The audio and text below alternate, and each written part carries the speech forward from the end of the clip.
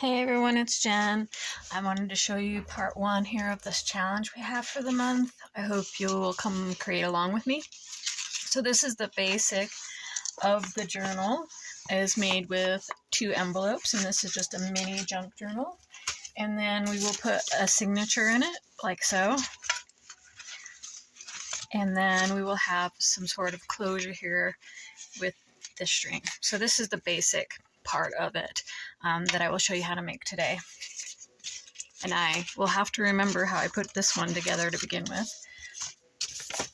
So pretty much take your envelopes, you leave them side by side, flaps, openings facing the same way. And what you'll do is you'll glue this envelope onto this flap, like so. Okay? I just have some glossy accents that I happen to have access to at the moment.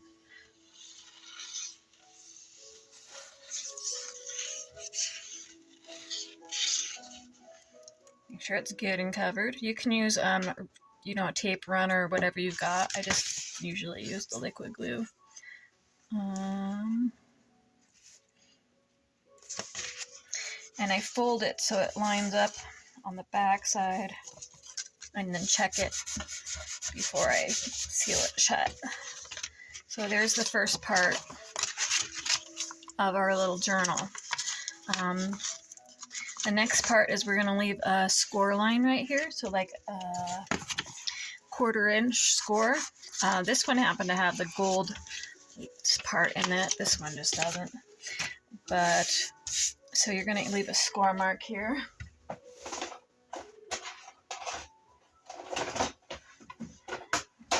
You can, of course, fold it, score it however you like. I just like to do a 1/4 inch. And I'll just hold it up like that.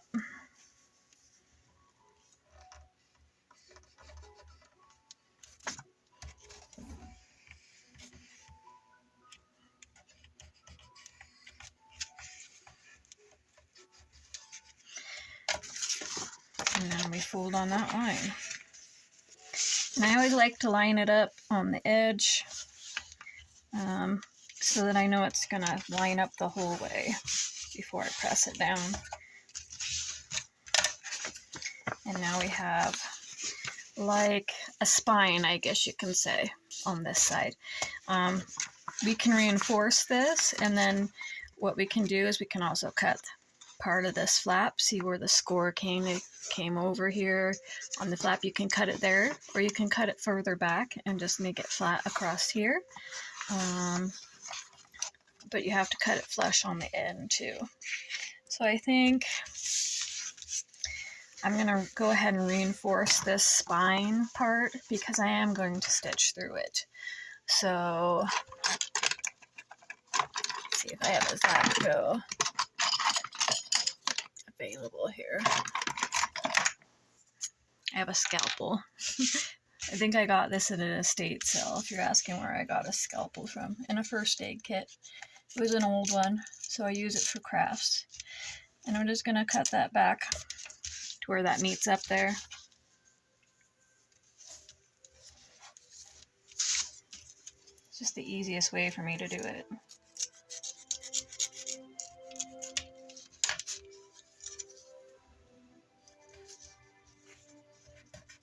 Okay.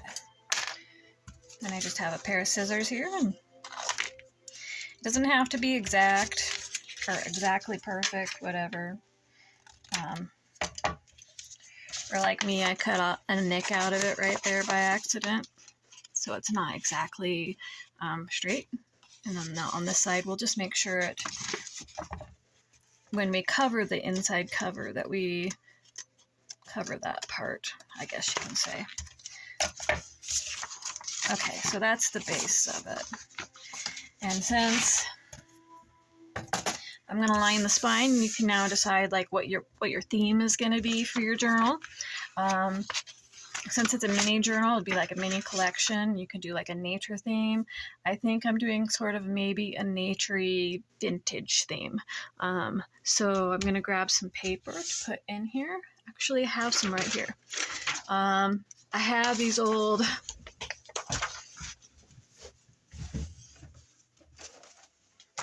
these old catalogs.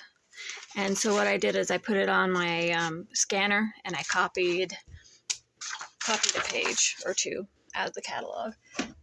So what I'll do is I'll just cut a piece to size here that I'm going to glue down, and I'll be back and I'll do that. All right, and back.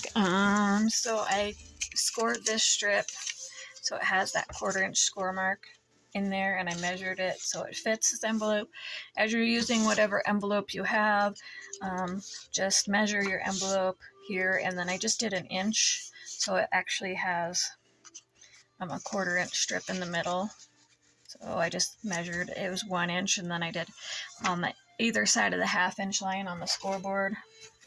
So there was the 1/2 inch, and I scored it here and here, so that makes it 1/4 inch wide. And so what I'm going to do is I'm going to just take the art glitter glue and just glue a line down the middle here. And then just pop that in the spot where it goes.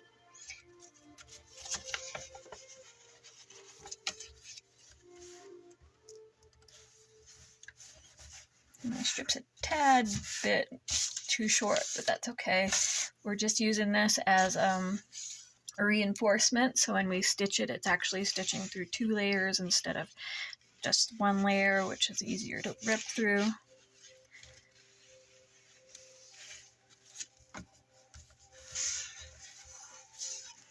And then I just fold that up and glue it down.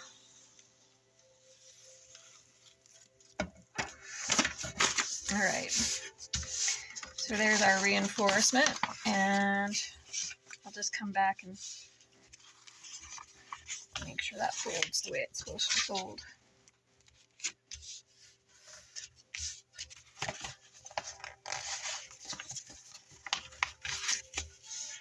Okay, just like so. And that's the first part. You got the basics done. And then what we do next is I gotta find the center point here. I think I have a pencil. So since I have this board out, I'm gonna just measure how wide it is. Okay. I'll find kind of the center point. And then I will find a hole punch. So you can do this closure part either with an eyelet like so, and I just use a die cut. This one I used 2 die cuts and glued it together so it was really nice and thick, but you can use just one, and then you can use the eyelet in the center like so. But in this case, not everybody has eyelets. I have a brad, and I wanted to show you how to do that with a brad. I just got to find out what color I want to use. There's a few colors in this assortment. I like the antique copper, so I'm going to use that one. And that, what I did here is I die cut a circle, and then I glued it to some of that paper that I had copied.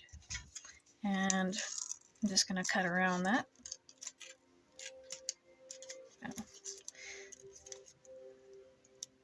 The paper kind of curled up on me there.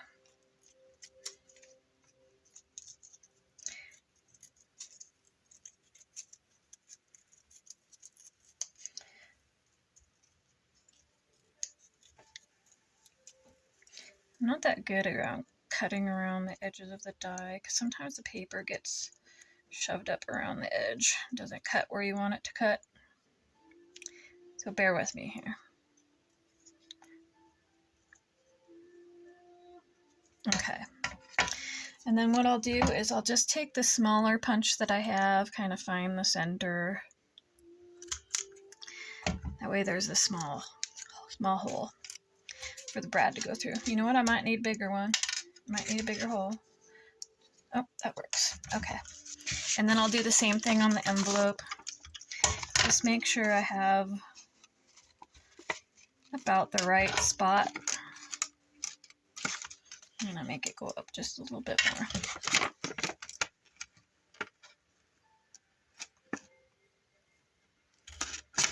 Okay. And then what you do is just pop the brad through there. And then when we do this edge, we can also cover paper, do a paper cover for the inside flap here, so the brad doesn't show.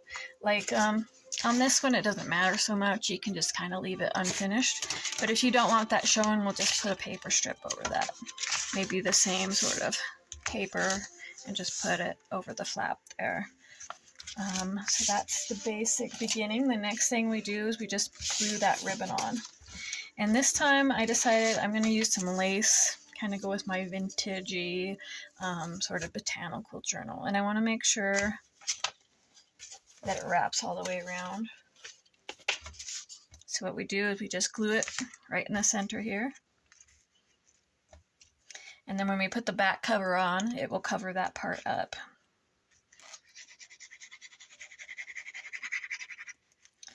And it doesn't have to be perfectly centered. I didn't really even measure. There's a hair there.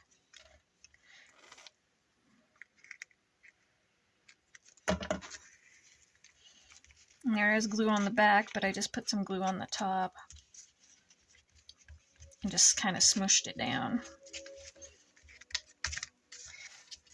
And then you just pull your ribbon around. Make sure and give yourself a piece that's long enough. You can decide if you want to just make it long enough to just wrap around it once, or you can wrap it around again. And I think that's what I'll do as soon as I figure out where exactly I left my scissors. Thankfully I have more than one pair. So I'll cut that off there. And I just got this lace at an estate sale. I get a lot at estate sale. So we wrap it around, and then you just have this bit of lace that you can tuck around, and that's your closure for your journal. And that's the base. That's finished. It was pretty easy to put together. It didn't take much at all. Next time we will do the front and the back covers, and then we go from there. We'll do a little bit at a time, and I hope you'll continue to join me on this adventure of making your own little mini junk journal out of 2 envelopes. Have a great day. I hope to see you soon.